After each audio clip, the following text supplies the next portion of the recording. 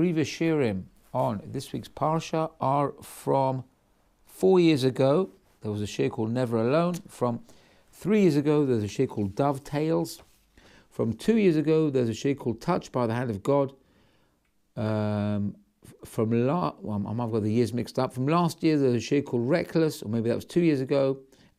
But last year, there was definitely a shiur called Dignity in Penance. Okay? So this week's parasha is Parashat Tazria. So, let's get straight into the parasha. This week's Parashat Tazria starts with the second pasuk. It says, Daber el bnei Yisrael leimor, Isha ki Tazria v'yalda zachar, v'tama shivat yamim kimei nidat devota titma. It talks about, it's the 12th perek, second pasuk, talks about when a woman gives birth. Rashi here famously tells us this midrash that we love to quote this following midrash. What's the midrash? It says that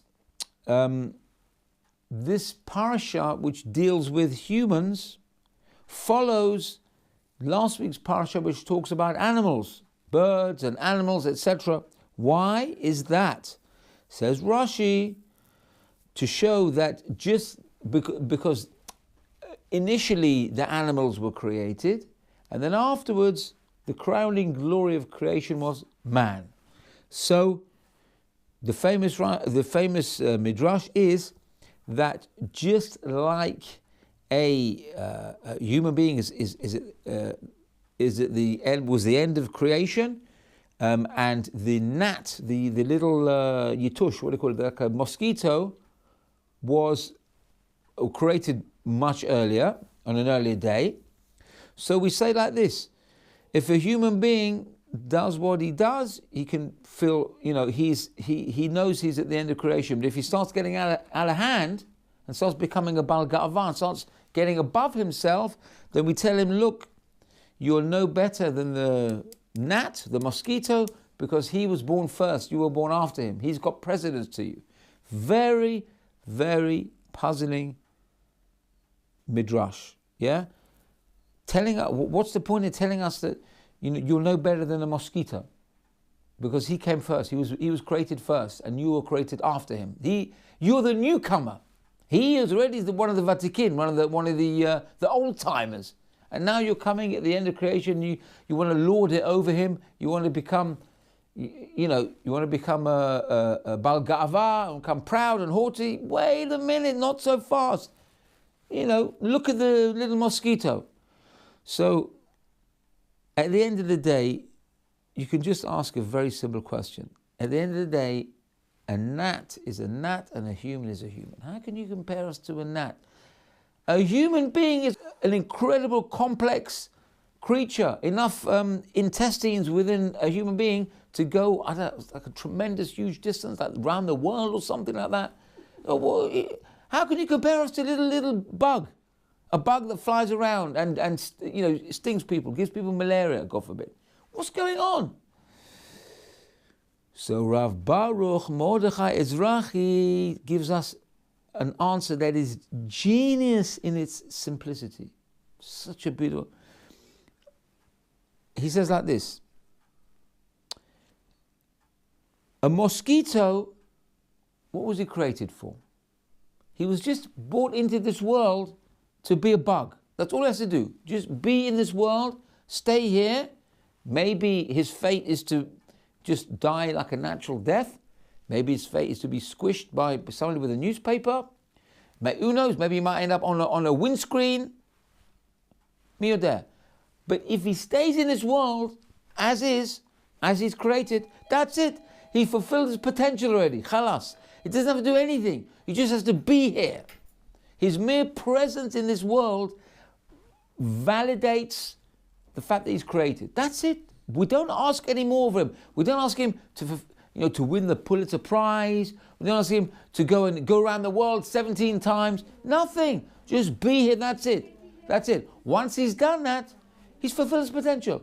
A human being, whoa, he's got a different thing. He has a huge task in this world. He's created here not just to be like a mosquito. I mean B-E, not B-double-E, yeah? He's just created to have he has a whole different remit than a mosquito. Mosquito just literally, its existence is enough to qualify the fact that it's in this world. For the human being, it's a completely different ball game. Therefore, whereas the mosquito fulfills his potential like that, already he's on some type of level.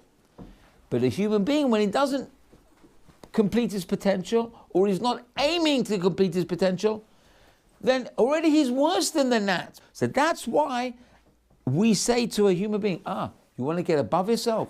You think you can just live in this world and that's it? You don't have to do anything? Just here to eat chicken, play cards, that's it? That's your life? You're worse than a gnat, because at least he has done what he's been created for. You have not. Sitting on YouTube is not a person's potential. Playing cards is not your potential. I don't know what your potential is, but it certainly isn't, it's highly unlikely it's one of those two things.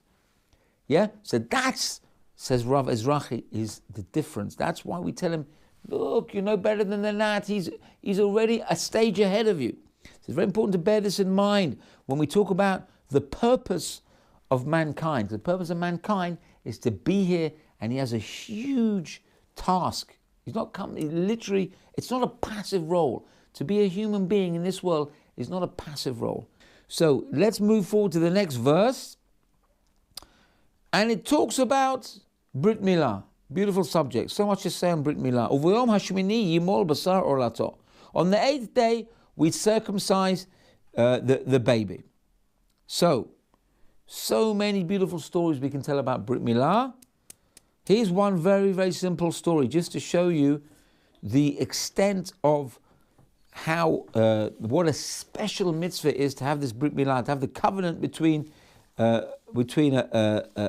mankind and our Creator. So the story is told of the Gera Rebbe, who we know as the Sfat Emet. He was the grandson of the Chidushei Harim, who was the original Ger Rebbe.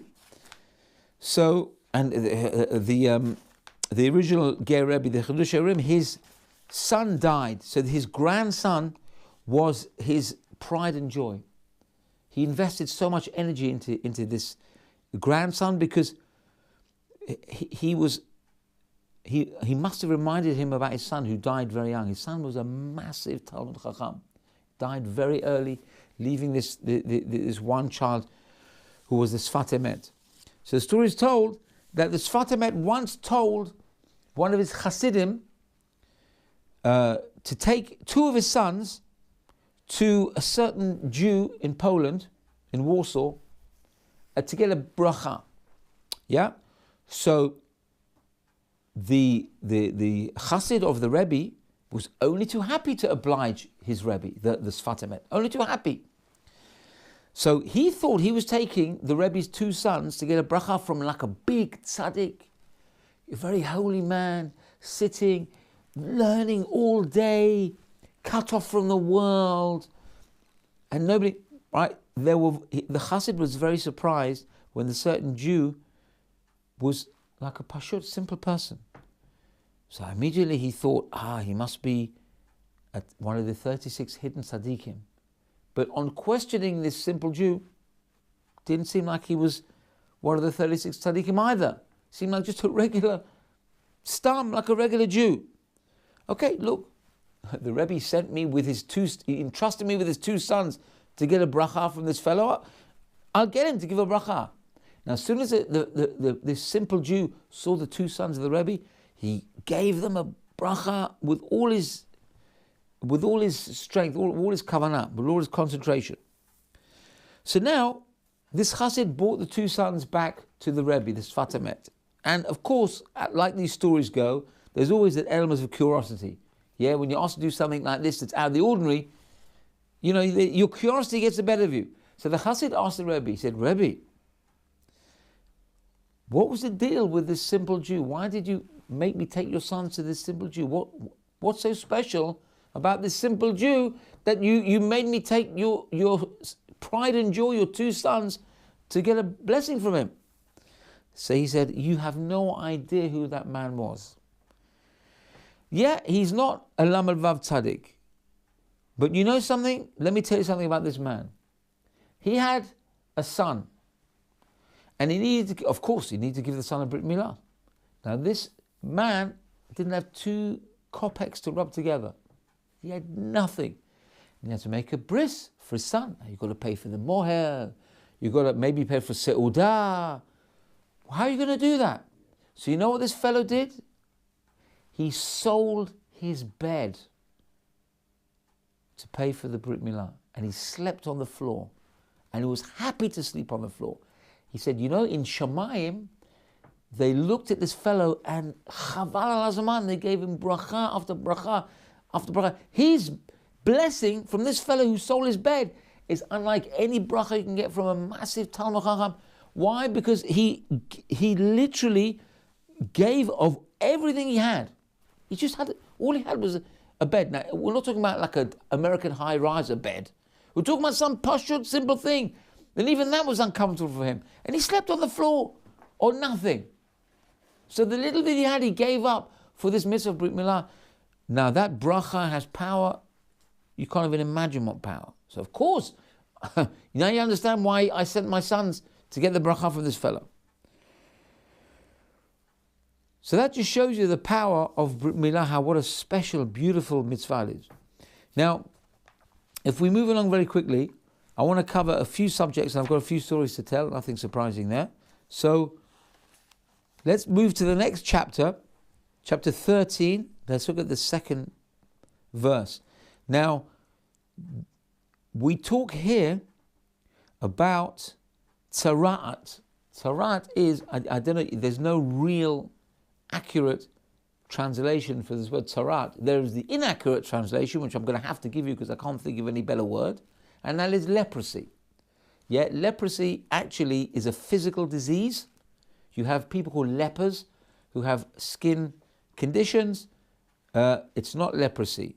Yeah, we call it leprosy because I suppose in a way, it resembles it. But as we've mentioned on previous shurim, this condition called tzara'at has no physical properties, as it were. It is a spiritual disease. It is a physical manifestation of a spiritual condition. That's what it is. So, with your permission, I will translate it as tzara'at. So tzara'at means tzara'at. Tzara'as, if you want to say in Ashkenazi. Some people say tzara'as is related to psoriasis. Yeah, psoriasis is also a skin condition. You know, there's many comparisons between English and Lashon HaKodesh, because English, certain words in Lashon HaKodesh may have become lost in foreign languages, and you can see they have some type of manifestation within foreign languages. Anyway, so how is the subject of tzara'at introduced? I'll read you this pasuk. It's 13th perek, and it's the second pasuk. Adam ki yeh v'or b'saro se'et o sapachat o v'heret v'haya v'or b'saro l'nega tzara'at v'huva el Aaron HaKohen o el achad mibanav HaKohanim. So without translating the whole pasuk, it just talks about the different types of signs, the different types of discolorations on a person's body, and it says the word, where is it? V'haya v'or basaro, and it will be on the flesh, on the skin of his flesh, the nega, as a nega, as this skin condition called tzara'at. So the word v'haya doesn't seem in place in this pasuk, because v'haya indicates simcha. Yeah? V'haya im shemo tishmu. It always indicates something joyous or happy, something positive. But we're not introducing something positive here. We're talking about somebody who's got tzarat. What does tzarat come because of? It most commonly comes because somebody said lashon hara. Somebody said something inappropriate. And in those days when we had kohanim, it manifests itself on a person's body. Ultimately, initially, it came on a person's house. Sorry, on his house, then on his clothing, then on his actual body itself. So it was like a 3-stage thing. So where's the simcha in that? Somebody gets tzarat and everyone looks at him and says, "Oh, you said lashon hara," and he sticks out like a sore thumb. Doesn't sound very joyous to me. So there is a reason why it indicates simcha, why it indicates something joyous and positive, because think about it this way. The punishment is only skin deep. It's a skin discoloration. Yeah? Imagine if that indication was internal. If, God forbid, there was something unseen that was manifest, and that maybe the person himself could feel, oh, there's something wrong with me, and he could tell that this was because of lashon hara. What would a person's reaction be? Or what could his reaction be? He could say, you know what? Forget about it. The less said, the better. I'll keep this to myself, and that's it. And the problem will be brushed under the carpet. So a person can live with telling lashon hara. He knows he's got the warning signs, but it's internal. It's not on display. So what do? Of course, we disregard it. It's nobody else's business. It's between me and God. And inevitably, when these things happen, nothing gets done about it, and the problem gets ignored, and you're missing the warning sign. The red light is flashing. Beep, beep, beep, danger, danger, danger. Nobody does anything about it. Oh, but now it's on its skin. Now you're forced to deal with it. Because now it becomes public knowledge. Everybody knows about it. Oh, I've got it on my skin, or initially on my house. Let's deal with it there and then.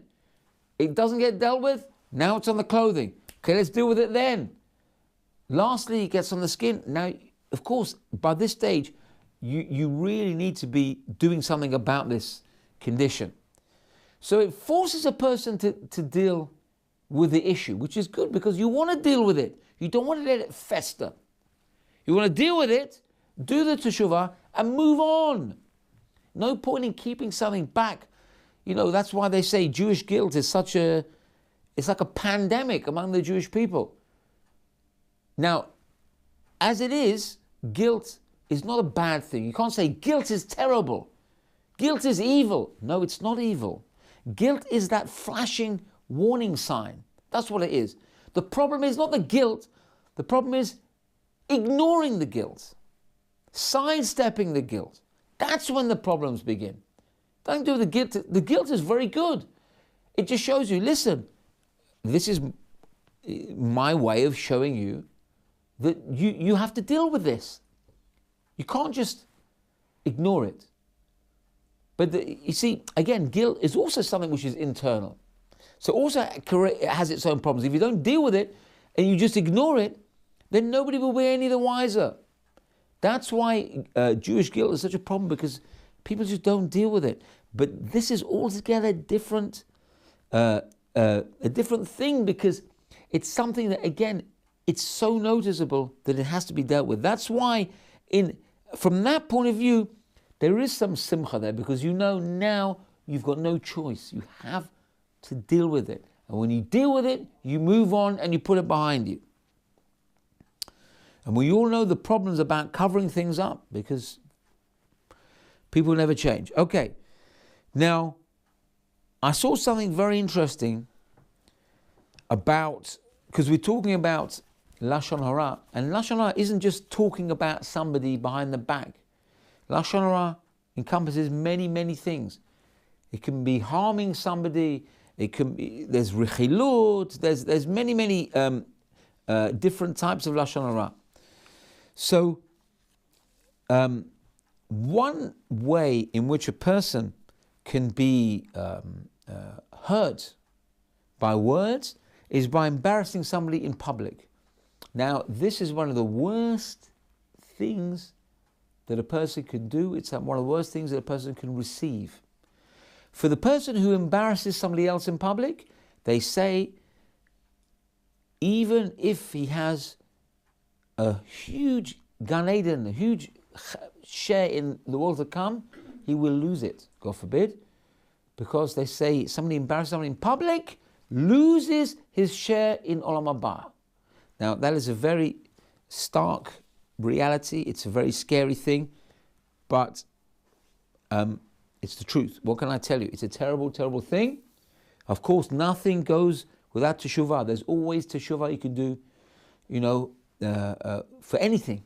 But if you embarrass somebody in public, and I'm not talking, when I say public, I don't mean an auditorium of people or a shul full of people. 3 people, that's called public. 3 people. Now, if I'm not mistaken, I could be wrong. 3 people could mean you, the person you're embarrassed, not you and the person who's being embarrassed, and 1 other. So there's 2 people and 1 extra. If I'm not mistaken, that's considered public. So that's quite easy to do. If you what if the person did something very bad? Whatever bad a person does, you don't have a right to embarrass him in public. You can put him to one side and speak to him one-on-one. But in public, it's unacceptable. What about if he's embarrassed you first in public? No. 2 wrongs don't make a right. 2 wrongs don't make. If he does it, now again, if somebody embarrasses you in public, yeah, you can turn around and say, well, let me embarrass him. Well, for that we say, no, for that we say 2 wrongs don't make a right. And you're right. What's your knee-jerk reaction? To embarrass him in public. It's easy for us to talk about it, of course, but it's easy for us to talk about it here in a theoretical way. But b'shata ma'aseh, at the time, you're not thinking rationally. Let me tell you the power of somebody who is embarrassed in public and who doesn't react. Okay? They say, Mishe bolem piv b'shat kas, one who is silent when he's embarrassed in public, his bracha, he receives a koach, like a power of bracha that's unlike anything you can get. Because he's been killed. Embarrassment kills. When you embarrass somebody in public, it's like you've killed them because their face turns white and their blood drains from their face. That's like spilling blood. So you spill somebody's blood, you've killed them.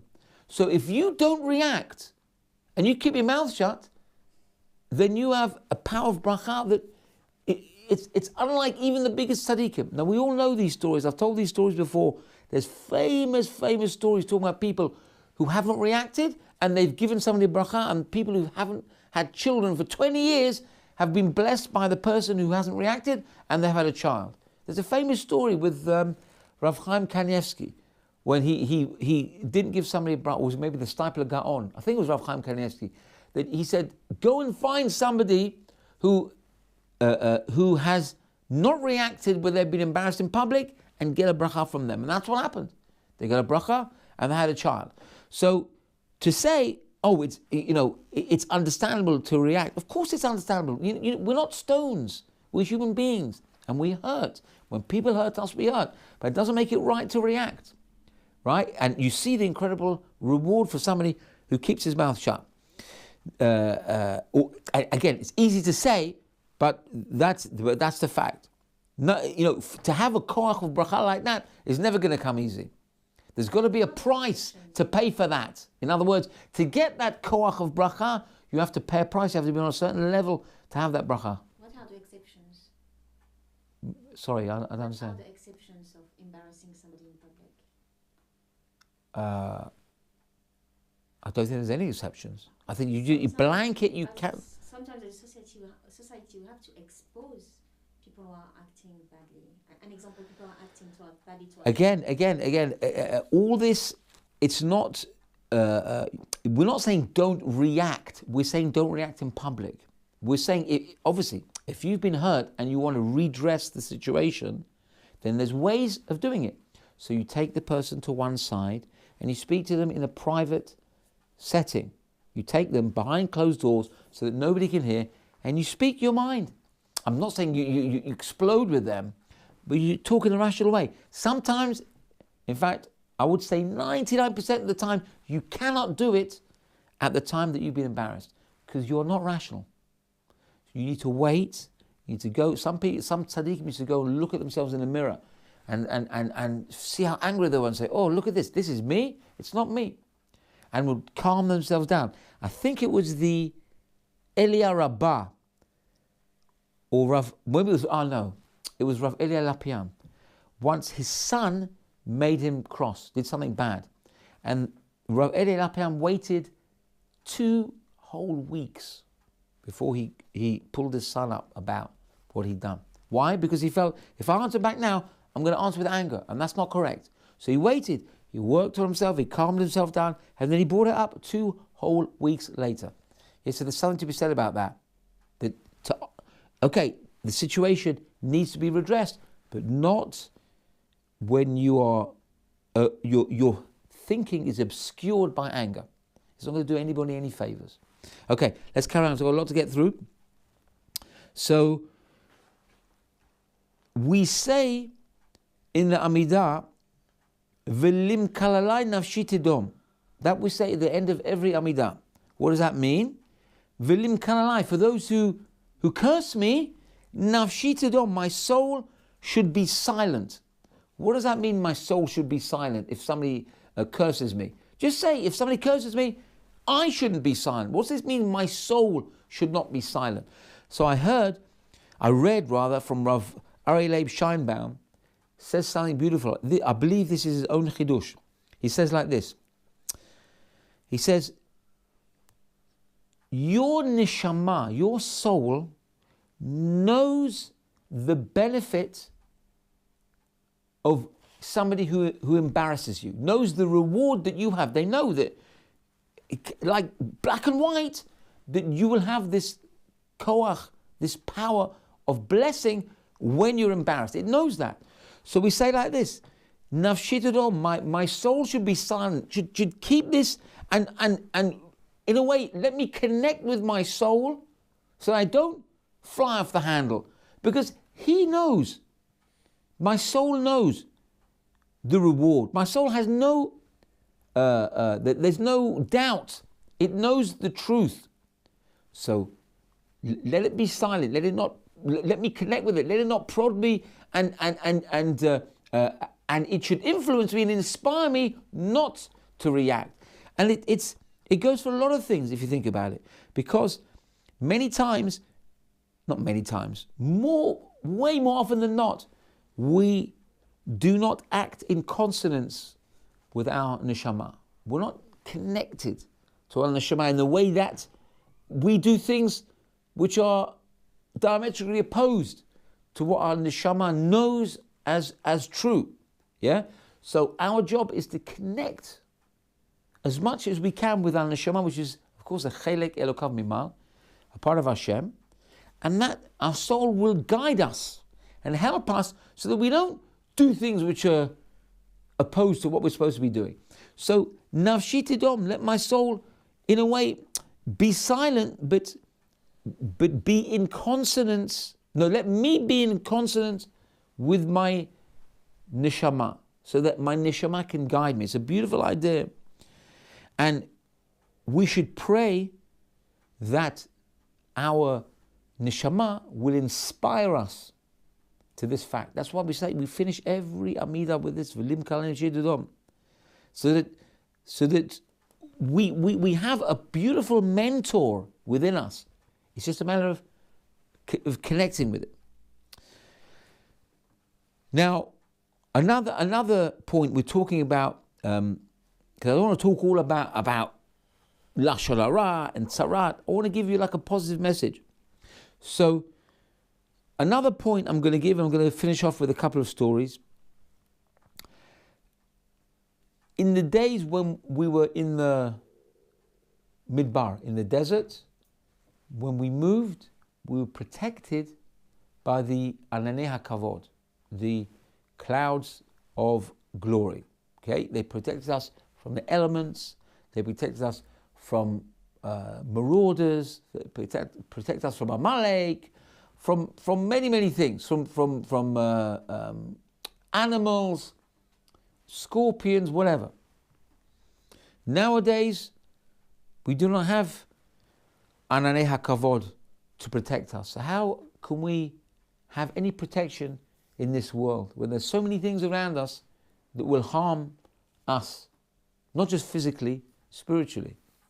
So there's a very simple idea that when two people are at peace with each other, when they act towards each other without any machloket, without any argument, their breath forms Ananei HaKavod.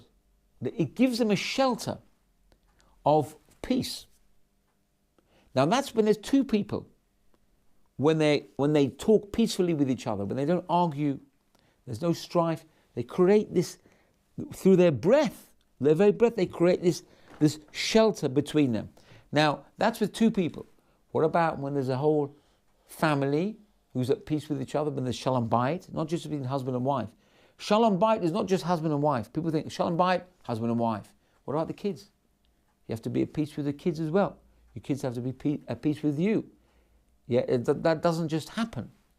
We're not supposed to be like mosquitoes just wandering around saying, oh, everything will be fine, I'll just fly through life and khalas, finished.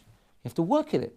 You have to work at building a relationship with the children, and sometimes also the children need to build a relationship with their parents as well. It's more incumbent on the parents because the parents are obviously more mature. But when there's peace in the family, that also creates shalom. It creates that Ananei HaKavod, the clouds of glory. What about a community? What about Klal Yisrael? When every single time there's shalom and there's lack of machloket, it creates more shelter. Who can say now that we don't need shelter in this world? We need it now more than ever because there's so many things thrown our way. So many things, I'm not talking about just simple anti-Semitism. It runs way deeper than that. People are frightened. People are scared. Where can we go where we can feel safe? And people sometimes just throw up their hands and say, what can we do? There's nothing we can do. No, there is something we can do. First of all, of course, it goes without saying, but I'll say it anyway. You have to daven to Hashem. You need siyata d'shmaya.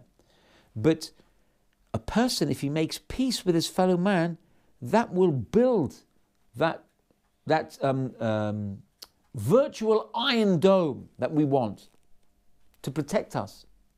The more shalom, the more lack of machloket, the more peace we have in this world, that will give us like a bubble, will create a bubble and will help us to ride through this storm. And who can say we don't need that? Of course we need that. So if you know of a machloket that you've got, it could be new, like a recent argument, it could be a long-standing argument which you have already written off. You say, look, I'm never going to make peace with this person. It's pointless even beginning. Well, maybe now might be the time to make a bit more effort, because you never know. And if you want to go and make peace with that person, I suggest you daven to Hashem and say, look, I really mean to make peace. That's my only intention. It might hurt me. I will probably put myself in the firing line, and we're going to get all sorts of abuse. But you did this, but you did that. You know what? Try your best. Daven to Hashem that you should be successful. And if one person has listened to this and will make the effort, then Hashem will surely give them siyata d'shmaya and they will be successful. Yeah? But you must make your hishtadlut first. You have to really want the peace, like at any cost. You know, Aaron HaKohen, how many times did he make peace between people? And he went so far as even bending the truth. Now people say, bending the truth? What? He lied? Hang on a minute. Yeah? There's something called shalom, and it is more important even than, I wouldn't say than the truth, because the truth is shalom. So if it comes to husband and wife, and you want to bring them together, what Aaron used to do, he used to say to the wife, your husband really wants to make up with you. And he would tell the husband, your wife really wants to make up with you. And he would do it with friends as well. Two friends had an argument. He would tell each one. Now, is that a lie? I don't know. Could it be a lie? I don't know. But I tell you what it is. It's shalom. It's making shalom, and that is more important. Sometimes it's not appropriate to tell the truth. Now, don't take that in your head and start telling lies left, right, and center whenever you want. Because to do that type of thing, you need guidance. It's not in your own mind. You can just say what you want. Yeah? It's a tricky subject, but sometimes you do need to either withhold the truth to make shalom. And Aaron was a past master at doing this. So we should take his lead. We have to make shalom, and sometimes it's difficult. And we do get rocks thrown at us if we attempt to make peace. And it does hurt. But you know what? If you can keep your cool and you can ride it through, then your reward is immeasurable. That's what I'm going to say on the matter. So, we talked about the power of being bolem piv, of being silent when you are insulted. What about if a person is mevater? Mevater means to forego. Now, in these days when everyone is insisting on their rights, people are suing each other left, right, and center because it's my right. I bought this product, it doesn't work, I'm going to sue the manufacturer. Rabbi Orlovsky tells a number of amusing stories about, I say amusing, it's tragically amusing. It's I don't know whether to laugh or cry. He tells a story, I remember one story he told about the fellow, when cruise control first came out, a fellow was driving along the highway, and he put cruise control on, and he thought that means the car's on autopilot. So he put cruise control on, and then he made make himself a cup of tea, he looked round, he went with his cell phone, and he had a crash. So what did he do? He sued the car company, and he said, look, you made cruise control, and you didn't tell me, it just means that you don't have to put your foot on the accelerator. I thought it means autopilot. And you know what? He won. He won his case. Then another case Rabbi Orlovsky brings about a woman who had a cup of coffee in her lap, and she was driving, and the coffee spilled and it burnt her, and she sued the coffee company and she won. Yeah? So in these days, people love to insist on their rights. It's my right, you're wrong, and I have what's the word? I have civil rights, and you're infringing on my right. In these days, it's very pertinent to talk about being mevater. Now, I'm not talking about something like this. Obviously, this is lunacy to do things like this. But I'm talking about when, on a personal level, when two people are fighting with each other and neither one wants to let go. One says to the other, you owe me. And then one says, no, you owe me.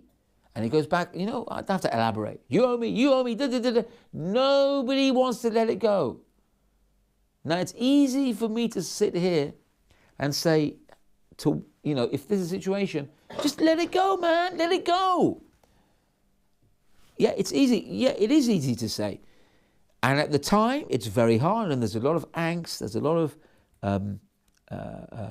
there could be a lot of previous emotions and a lot of stuff there in the chulent there. It's not just a simple, but at the same time, a person who is mevater, he forgoes and he says, you know what? If it's going to make you happy, I'm going to forego. You know what? You have it. I won't insist on my rights. You have it. You never lose from that. Physically, you might think you might lose. Oh, because you lost the money now. Now he's got the money. You haven't got the money. Okay. Physically, you think you might lose, but you will never lose. Maybe you might get the, who knows? You might get the money back. You certainly gained something more important than pounds and pence or dollars and cents. You gained the power that you are mevater. That is a mitzvah that's unbelievable. Let me tell you a story about Rav Chaim Kanievsky, because there was a certain family two families were making a wedding. The son was marrying the daughter, and the date was set, and everyone was looking forward to the wedding. Who doesn't look forward to a wedding? Baruch Hashem, this past week we had 2 beautiful weddings. I was just talking about them before. It's so nice to see the chatan, the kala, and the chuppah. It's unparalleled. So this chatan and kala, it was coming up to the wedding, and unfortunately, the chatan had a little bit of bad news. It was discovered that he had a terrible illness, and this illness required that he go through some very serious therapy. And he did not feel that it was right to get married straight away and to inflict all this illness that he was having in the Shana Rishonah, in the first year of marriage, which is extremely important in building a stable marriage. Is the first year of marriage. You have to have a lot of investment. A marriage is investment from the word go to the end. But you build a very solid foundation in that first year. And the kala, the bride, felt that she did not want her chatan to suffer by himself. She wanted to be married to him so that she could help him through this medical treatment that he had to endure.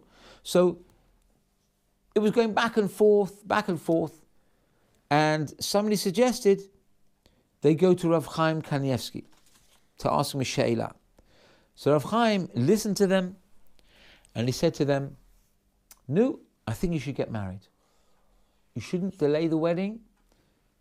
Get married. So, of course, Rav Chaim Kanievsky said something you don't argue. So they got married, and Rav Chaim was actually asked, it was suggested to him, maybe you should go to the wedding.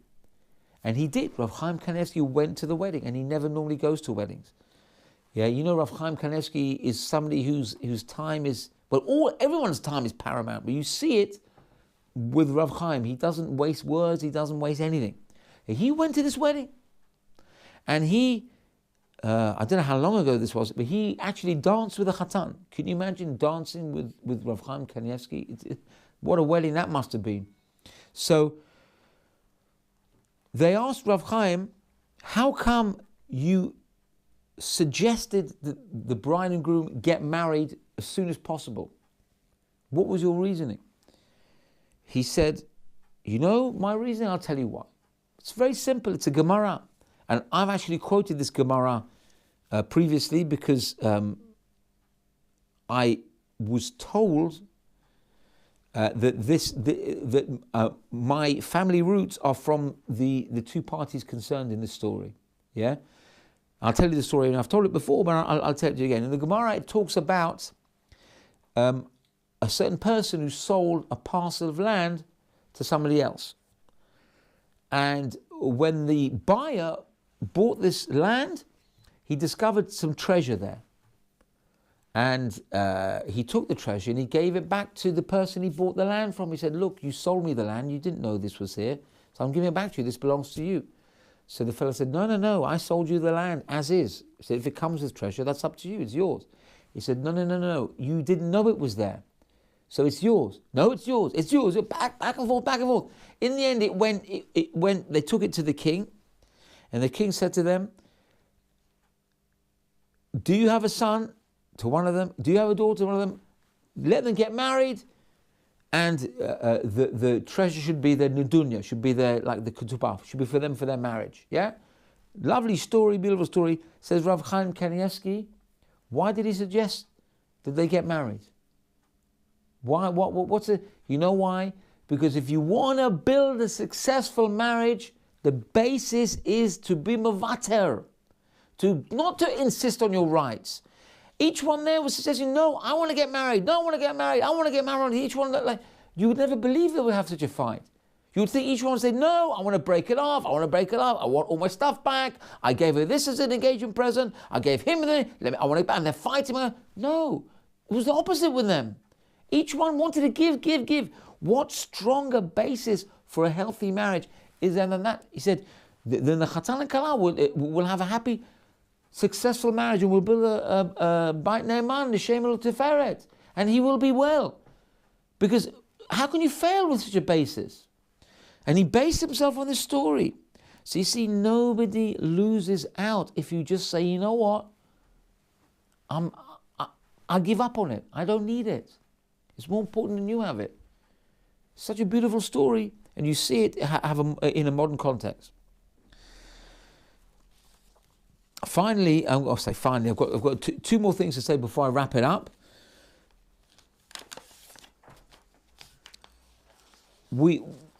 There's a beautiful story, another beautiful story, about a fellow called Yaakov, who was a person who was he was mavaker cholim. He used to visit the sick. His speciality was going to the hospitals and cheering up the patients. Beautiful. You would love to have this fellow as a son-in-law.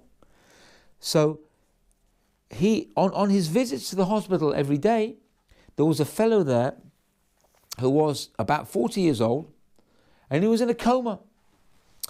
Now, people in a coma, unfortunately, they don't make great conversationalists. Yeah, if you want to cheer them up, don't expect to hear back from them, thank you very much, because that's it. It's a one-way thing. So this fellow Yaakov, he included this fellow in the coma in his visits, in his rounds. He used to go and talk to him, and he used to spend a while talking to him.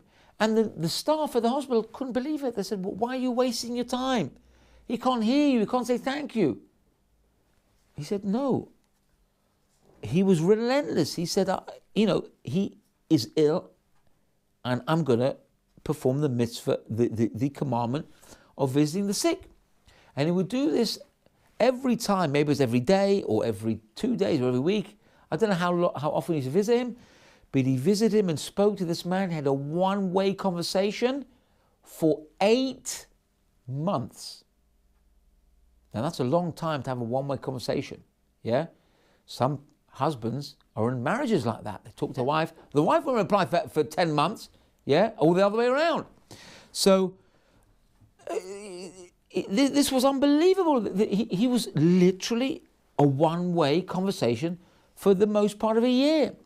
After 8 months, the fellow started recovering, and he opened his mouth. And they couldn't believe it. The staff said, quick, come, he's talking.